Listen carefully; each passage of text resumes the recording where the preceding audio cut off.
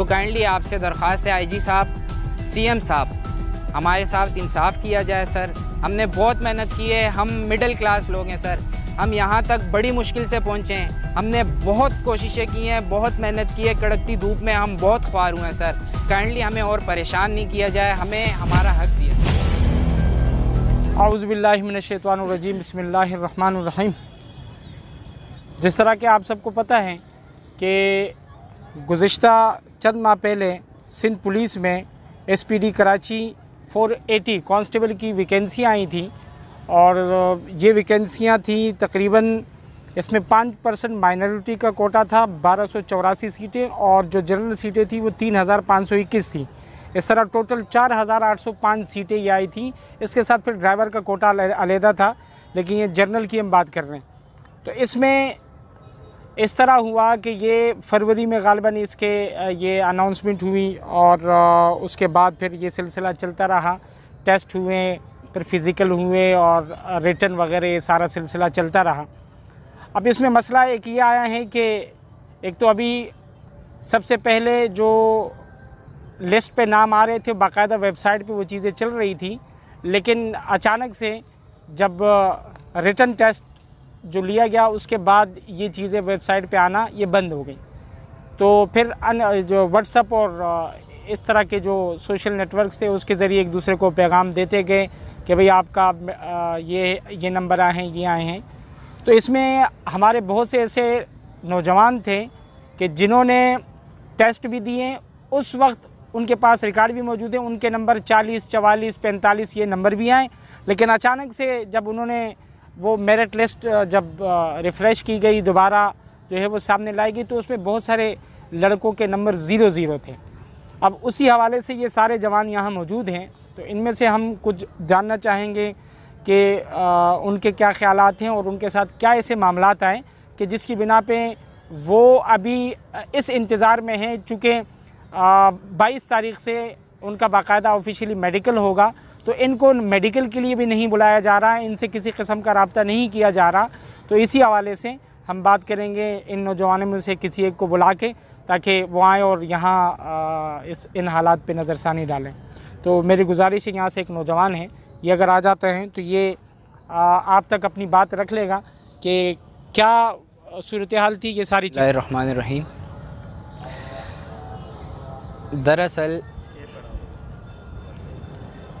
दरअसल सर हमारा physical test हुआ, सबसे स्टार्ट से मैं बात बता रहा हूँ। फ़िज़िकल टेस्ट हुआ, उसके रिज़ल्ट शो हुए ऑफिशियली वेबसाइट पे, पीटीएस पे। उसके बाद हमारा रिटर्न हुआ। ज़ाहिर सी बात है, हम फ़िज़िकल में पास हुए तो हमारा रिटर्न हुआ, उसके भी मार्क्स शो किए गए पीटीएस की वेबसाइट पे। सब चीज़ें ऑफिशियली चलती रहीं।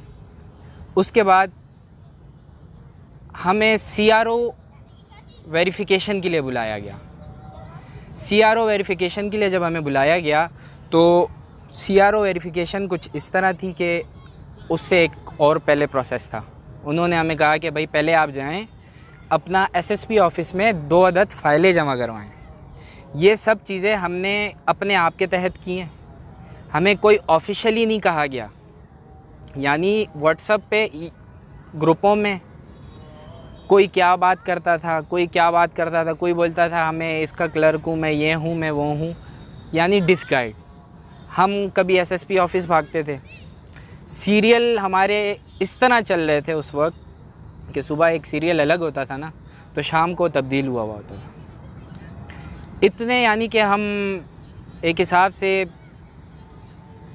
डिसगाइड हो गए थे ना कि हमें ख़ुद नहीं पता चल रहा था कि हम कर रहे क्या हैं। सेट हमने 2 अदद सेट जमा करवाए अपने डॉक्यूमेंट्स के एसएसपी ऑफिसेज़ में। तमाम डिस्ट्रिक्ट ने अपने एसएसपी ऑफिसेज़ में जो है ना अपने डॉक्यूमेंट्स जमा करवाए। उसके बाद हमें एक स्लिप मिली एसपी के सिग्नेचर के साथ सीआरओ की। वो हमने डाक थाने सीआरओ ऑफ़िस में जमा करवाई। सीआरओ ऑफ़िस में ये कहानी थी कि 1 हफ़्ता, 1.5 हफ़्ता, यहाँ तक कि 2 हफ़्ता हम रोज़ाना मुसलसल जाते थे, सीआरओ ऑफ़िस के सामने खड़े होते थे धूप में। एक तो कोई इंतज़ाम नहीं था, ऑफ़िस में अंदर अलाउ नहीं है घुसना आम बंदे को। अच्छा। हम गेट के आगे रोड के ऊपर धूप में खड़े होते थे। हम तकरीबन जितनी भी भर्ती हुई है तमाम लड़के इस तरह हमने कराते अपना CRO कंप्लीट करवाया। उसके बाद जस्ट ये जो कॉल आती है ना हमें कि भाई तुम्हारा ये है, ये टेस्ट है, इसकी कॉल आती है, तो वो हमें सिर्फ PTS से आती है। उसके बाद जो हम कोई टेस्ट देते हैं तो उसका रिज़ल्ट PTS पर नहीं शो होता। रिटर्न के बाद की बात कर रहा हूँ मैं। जिस तरह हमारा इंटरव्यू हुआ, इंटरव्यू में हमारा कोई रिज़ल्ट शो नहीं किया गया।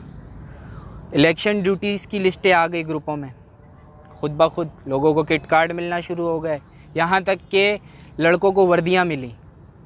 लोग खुश कि हमारा नाम आ गया, ये वो। जिनका नाम नहीं आया उनको कुछ नहीं बताया गया कि आपका नाम क्यों नहीं आया, हमने ये लड़के क्यों सेलेक्ट किए, ऐसा किसी ने हमें नहीं बताया। यहाँ तक कि अगर हम KPO ऑफिस जाते थे तो वहाँ भी हमें यही कहा जाता था कि भाई ये कोई ऑफिशियल लिस्टें नहीं है। वो हमें यही कहते थे कि भाई ये हमने जारी नहीं की है। तकरीबन यहाँ पर बहुत से लड़के ऐसे बैठे हुए हैं जो KPO ऑफिस गए, जो SSP ऑफिस गए, यहाँ तक कि IG ऑफिस भी हम सब गए। अच्छा। और हमसे यानी कि किसी ने भी ये नहीं कहा कि यार ये ऑफिशियल है। कराते हमने यही सोचा कि जिस तरह पिछले सालों की पिछली भर्तियां थी उस हिसाब से हमारा रिज़ल्ट होगा। हमें अल्लाह पे भरोसा था और दूसरा यही माइंड सेट बना हुआ था कि PTS पे हमारा रिज़ल्ट शो होगा। वक्त गुज़रता गया, महीना, डेढ़, 2, इस तरह इलेक्शन कैंसिल हो गया। अभी आपको पता होगा इलेक्शन कैंसिल हुए, उसके बाद ग्रुप्स में मैसेजेस चलने शुरू हो गए कि भाई टेंशन नहीं लो आप लोग, आपसे वर्दी वापस ले रहे हैं पर नाम उन्हीं का आएगा।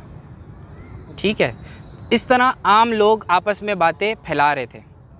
हमने उस टाइम भी सब्र का दामन पकड़ा और दुआई की अल्लाह से कि या अल्लाह बेहतर कर कुछ हमारे सिंध पुलिस के निज़ाम को। उसके बाद ये हुआ कि अचानक से ग्रुपों में लिस्टें आ गई। हाँ, IG की मीटिंग बैठी, IG साहब की, जिस पर माइनॉरिटी कोटा पर भी बात हुई इस पर कि 40 कैंडिडेट सेलेक्ट हुए हैं 1284 में से, और 1244 सीटें आई थिंक कुछ खाली रह गई। उस पर भी IG साहब की बात हुई और उसी लेटर के साथ अटैच एक स्लिपें जारी की गई तमाम डिस्ट्रिक्ट की, जिनको कहा गया कि ये भाई फाइनल कैंडिडेट हैं, इनका जो है ना हमने सिलेक्शन के लिए नाम ले लिया, यानी ये सेलेक्ट हो गए। अच्छा, उस दौरान ऐसी लिस्टें बीच में आई जैसे कि वेस्ट और आई थिंक सेंट्रल की, जिसमें लोगों को मार्क्स शो किए गए वहाँ तक जहाँ तक लड़के सेलेक्ट हैं। बाकी जितना भी लड़का है उनके इंटरव्यू के मार्क्स को उन्होंने 0 के साथ शो किया। तकरीबन 35-40 लड़का है जिनका जो है ना इन्होंने बिल्कुल 0 शो किया है। ठीक है, वेस्ट की बात कर रहा हूँ मैं। और किमाड़ी, मलीर, ईस्ट, साउथ, इनका तो इन्होंने मेरिट लिस्ट मार्क्स वाली शो ही नहीं की। इन्होंने जस्ट एक लिस्ट शो की जिसमें लड़कों के नाम, रोल नंबर, NIC नंबर और वल्दियत नंबर, मोबाइल नंबर, बस ये लिखा हुआ था। बाकी कोई हमें इंटरव्यू का रिज़ल्ट ही नहीं शो किया गया। हमें ये ही नहीं पता कि मेरिट कितने पे बना है, हमें बिल्कुल कोई इल्म नहीं है। हम कहीं भी जाते हैं तो हर बंदा अपनी अलग बात रखता है कि भाई मेरिट इतने पे बना है, दूसरा बंदा बोलता है मेरिट इतने पे बना है।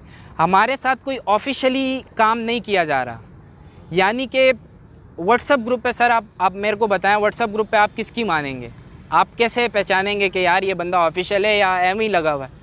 तो व्हाट्सएप ग्रुप पे हमें गाइड करने के बजाय हमारी आपसे रिक्वेस्ट है कि सर वो कैंडिडेट जिनके 0 मार्क्स शो किए गए हैं काइंडली उनका भी हमें बताया जाए।